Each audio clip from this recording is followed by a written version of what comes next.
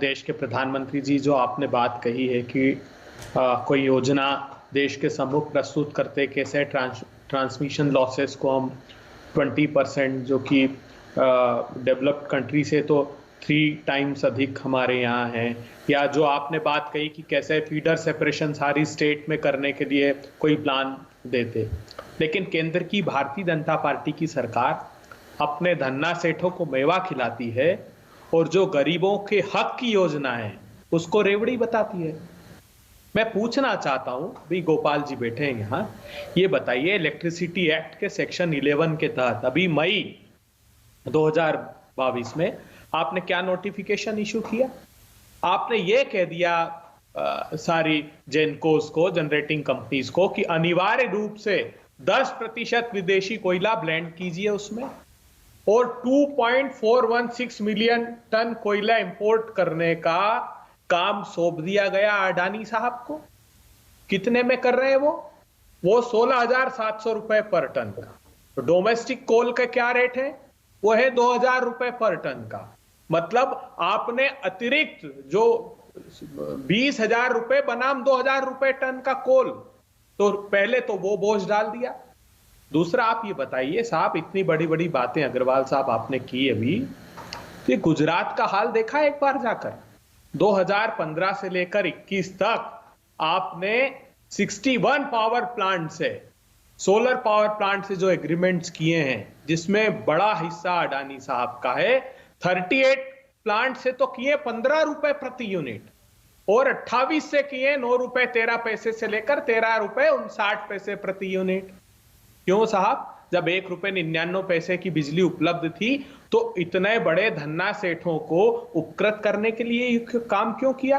संदीप चौधरी जी, मैं गंभीर आरोप लगाता हूं, ये हो क्या रहा है? ये षड्यंत्र क्या चल रहा है? क्यों रेवड़ियां बताई जा रही है? ये इसलिए बताई जा रही है कि जो इलेक्ट्रिसिटी एक्ट 2020 है, जो अप्रूवल के लिए लोकसभा राज्यसभा में लाया जाएगा, जिस पर पहले भी हमने बड़ी चर्चा की है, उसके प्रोविजंस पर जरा निगाह डाल लीजिए। वो 2-3 गंभीर बातें उसमें कही गई है। उन्होंने कहा कि एक तो हम नेशनल इलेक्ट्रिसिटी टैरिफ पॉलिसी लाएंगे, उसी के आधार पर राज्य सरकारें बिजली की दर तय कर सकती है, अपने अकॉर्डिंग वो तय नहीं कर सकती। मतलब जो किसानों को सब्सिडाइज बिजली देते थे, हिंदुस्तान की सबसे सस्ती है मध्य प्रदेश में 44 पैसे पर यूनिट, जो दलितों आदिवासियों को मुफ्त देते थे, क्रॉस सब्सिडाइज करते थे, वो अधिकार छीन रहे हैं। और क्या काम कर रहे हैं वो?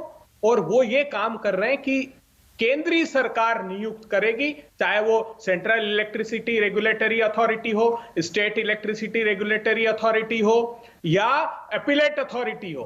पर इस सब के लिए 1 मिनट, ये क्यों कवायद की जा रही है? सरकार का तर्क भी तो दर्शक को मालूम होना चाहिए।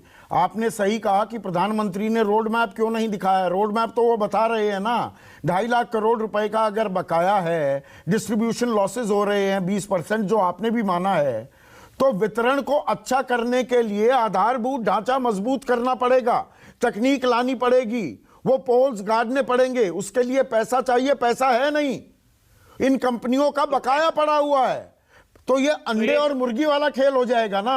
उनको पैसे नहीं दोगे, वो टेक्नोलॉजी को अपग्रेड नहीं करेंगे, डिस्ट्रीब्यूशन लॉसेस कम नहीं होंगे, तो ये बिजली का संकट बना रहेगा आबे दुबे।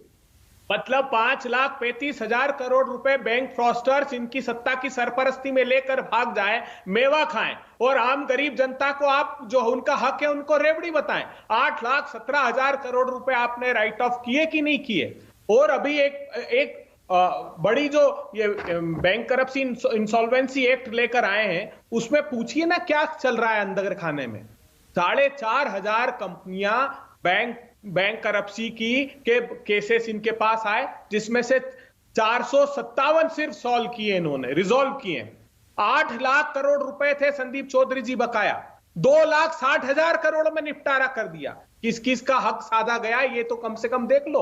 तो जो बड़े धन्ना सेठ हैं उनको उपकृत किए जाओ, और जो गरीब लोग हैं, अब मैं 2 उदाहरण और रखता हूं। आप ये कह रहे हैं कि दरअसल ये तैयारी है कि आम आदमी से बिजली के लिए और पैसे लिए जाएं, क्या आप इस ओर इशारा कर रहे हैं?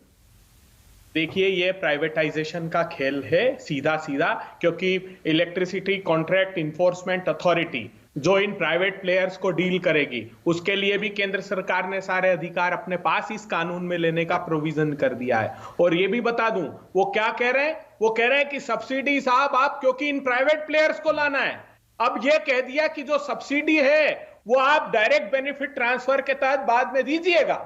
इनको तो इनका जो कंपनियों को वसूलना है वो पैसा वसूलने दीजिए। ये नए ड्राफ्ट का प्रोविजन है, मैं बता रहा हूं आपको, इलेक्ट्रिसिटी एक्ट का। तो इस खेल को इतना साधारण मत समझिए। मैं आखिरी बात कहता हूं, प्रधानमंत्री जी ने 5 साल पहले कहा था, मुझे याद है, कि मैं ऑयल सीड्स का प्रोडक्शन इतना बढ़ा लूंगा कि हम इंपोर्ट करने की आवश्यकता नहीं पड़ेगी। हाँ, बढ़ा लिया प्रधानमंत्री जी ने ऑयल सीड्स का प्रोडक्शन। 2020-21 में 37 मिलियन टन के आसपास हुआ। लेकिन फिर इंपोर्ट क्यों बढ़ा दिया साहब आपने? किन लोगों को उपकृत करने के लिए ऑयल का इंपोर्ट बढ़ा दिया, बताइए ना। जनवरी 2020 में रामविलास पासवान जी ने कहा था जाने के पहले कि ये जो आप इंपोर्ट पर टेम्परेरी प्रतिबंध लगा रहे हैं, ये 2-3 बड़े प्लेयर जो इस खेल में कूद गए उनको उपकृत करने के लिए। तो ये सारे धन्ना सेठों को उपकृत करने का काम है। मैं ठीक है, आज गोपाल बाबू गंभीर आरोप लगा रहे हैं। अब